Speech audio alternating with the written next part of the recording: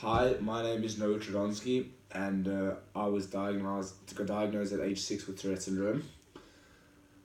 Ian asked me to prepare a video about what it's like to live with Tourette syndrome and how I was able to succeed in the way I have with my condition. So I'm just gonna over the next 5 minutes I'm just gonna tell you about myself and the difficulties that I faced and how I was able to overcome them despite my challenges. So Tourette syndrome is basically a neurological disorder in which it consists of many different things, but one of them is like this. This is a tick. I go like this. So if you'll see me, I'll go like this. It's called a tick. It's like an uncontrollable and involuntary movement that I can't control. I like jump around in my body and face. I'll sometimes go like this with my toe. I can't control it, and my body and my face jump around, and that's called a tick. With Tourette also comes behavioral disorders, OCD, which is obsessive compulsive disorder, and ADHD, which was a big problem for me growing up because I was really hyperactive in the classroom. I was jumping around. I needed to control myself. When I had a question, I just needed to. Okay, what's the question? I had to be answered before any of the other kids got answered, and so I was really pumped up and fired up all the time, which was quite a problem to be in a class of 22 other kids. The difficulties that I faced is probably largely that. I mean, look, socially it was hard. These tics always made me the different kid. They always made me the kid that was not necessarily weird, but strange in some way, odd in some way. I was always different. The fact that I did this, I once used to had a tick where I went like that. That type of stuff made me different. And for kids 8, 9 to like 12, 13, they look at that and they say like that's a little bit strange. And so socially I had a very difficult time. I had friends, but they were fleeting and they changed as I got older and as I progressed. Academically, thank God, academically was never really a problem. Academically, I was always pretty strong. It was just a question of how do I learn. So I wasn't the kid that sat down at a desk and read and just read it back to myself, read it back. I actually was a kid that I used to take a bat and hit it against this wall over here and hit this ball, and here it is. I used to hit this ball with a beach bat against the wall, and I used to say it to myself. So I was a very kinetic learner. I had to move around in order to learn. That was socially, academically, yeah. I think just my confidence was always there, but I always had people looking at me funny. So that was quite a hindrance because it didn't, like, you were a bit scared to express yourself. I never really had a problem, but I know kids with Tourette's who did have a problem because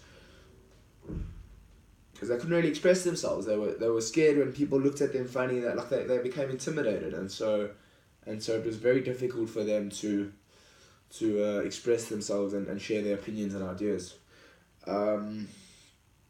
Strategies that helped to hinder me, as I said, moving around. I was always, even socially, I was always a drifter. I was always a drifter. I moved between different friends. I was strategies that helped me. I guess I just became comfortable with myself. I found that it was either the options were either to become comfortable with myself or and understand that kids sometimes wouldn't accept me and grow a thick skin, or I was going to be very, very sad every single day. And so I had to, strategies that helped me was to learn that, troubles happen in life, for lack of a better word. Troubles happen in life, and either you can learn from them and make them a part of you, or you can flow with the wind and never really come into your own. And I really made the decision early on to understand that troubles happen, and you really have to accept them. You really do, because the longer you just feel sorry for yourself and the longer you wish your reality was someone else's, you can't change it. And so you just have to accept that your troubles are your troubles and you have to overcome them. I believe God has given it to me as one of my challenges, and so I have to overcome that. I really do. tips for teachers and tough times that you had. I've spoken about the tough times that I had.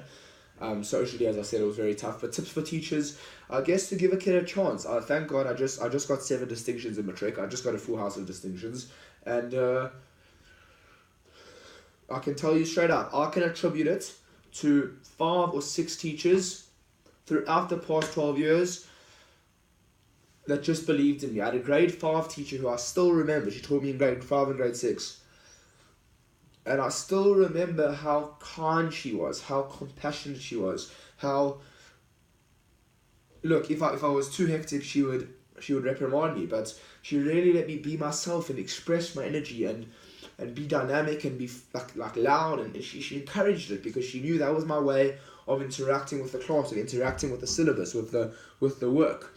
And just care about your kids. I think for teachers, too often it becomes about getting through the work and not understanding that a lot of a teacher's job is to mold these kids into contributing members of society. And I think what some of my teachers did, the ones that I liked the most, especially my grade 10 to 12 accounts teacher and this grade 5 teacher, is they really understood that I have potential, as many kids do, and if they allow me to use it, I can do stuff. I can get an A, thank God, but I can also do stuff with change people's lives.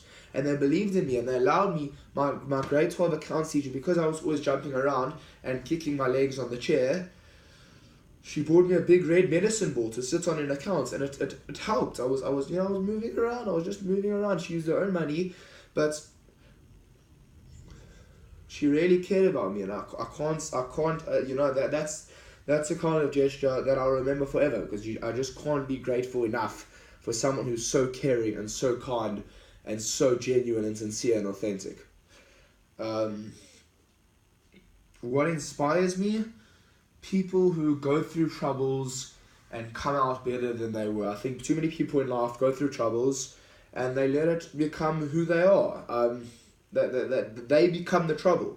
They don't really grow from it. They just drown in their own sorrows, and it's easy to do that. I don't even blame people who do that. Some people have really tough sorrows, and they end up like drowning in their own sorrows because they don't know how else to deal with it. But what really inspires me is people who have tough times, but understand that I have to overcome this, that I have to be better than this, that I can be better than this, and that they come out better people and that know more about themselves and know about their world because of the troubles. In spite of their troubles, they achieve greatness. The role that my faith plays in my life, I think it's a side point. It doesn't. I mean, I guess the people at the shul, at the synagogue, really accept me for who I am. My friends who are religious accept me for who I am, despite my tics, despite my OCD, despite my ADHD, despite my weird mannerisms in some way. They're different to some of my non-religious friends in that they look at the essence of me and they don't look at my outer. So something like this. They don't look at that. They look straight past that. And so my faith introduced me to people, as I became more religious, introduced me to people that really understood me. They understood that I had potential, and they're willing to contribute to that potential. They're happy to help me.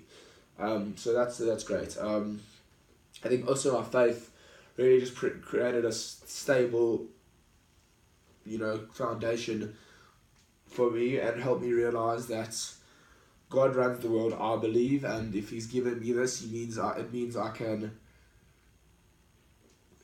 can go from it and be better because of it, and so I simply must, because that's one of my duties. People that made a difference in my life, my dad was unbelievable when I was growing up. He was kind. He was hard when he needed to be. He gave in when he needed to. When I was tough, he was kind. He just gave me whatever I needed when I needed it. He just knew me better than I knew myself. He told me things when I was young, like no, when you're older, you're not gonna like partying so much. And I was like, Dad, I will. All the guys go to parties. My brother goes to parties. I'll enjoy parties. And as I came older, I realized that I don't enjoy the loud music and the dancing and the you know, like all the alcohol and whatever. And he just knew me. He just knew me better than anyone. He just really understood me, and he gave me what I needed when I needed. He was remarkable. My mom was just wonderful. She was just kind. She was always so kind. She is always so kind, and just caring, and just helpful. She's just very, very.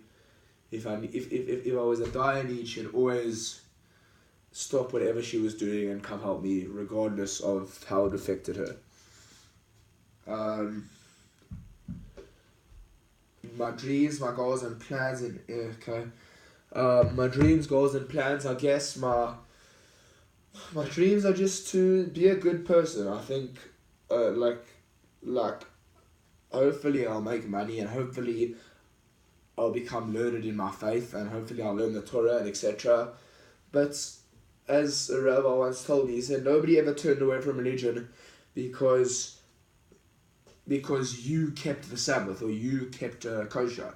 But nobody ever turned away from religion because of a law out of the Torah. But many people have turned away from religion because of a person who claims to keep a law from the Torah but acts a completely different way. I think if you keep kosher and keep the Sabbath and keep, you know, if you all these religious laws and customs, but you're not a nice person, then you know it's completely counterproductive, completely counterintuitive. I think it's much better to be a good person and preferably know Torah and be like give charity and etc. But just if you're a good person, I think that's important to be helpful, be sincere, have a listening ear, be authentic. You know, regardless, I think. My dreams are to be successful, and hopefully that'll come into play if I work hard enough. If please God, I'll be blessed when I'm older. It's dependent on many factors, but my hope is to be successful and learned in my faith. Yeah, so that's. And how did I manage to be so resilient and achieve what I did? I guess just hard work. I guess putting in the hours, realizing that it was gonna take longer for me to learn something because I have to hit the ball against the wall than someone else sitting at the desk. But if I put in those hours and I put in that effort, I'm capable of doing well, and thank God I did do well. Very gratefully I did do well. But yeah, just hard work. And you know, pushing through the tough times, never getting ahead of yourself when you did too well in a test, or never getting too down when you did bad in a test. Just really just pushing through the ups and the downs and the ups, just powering through and keeping your focus on an end goal. Yeah, so that's my story. If you guys have any messages or questions, feel free to message me. Ian has my email address, and God bless you all, and have a wonderful day.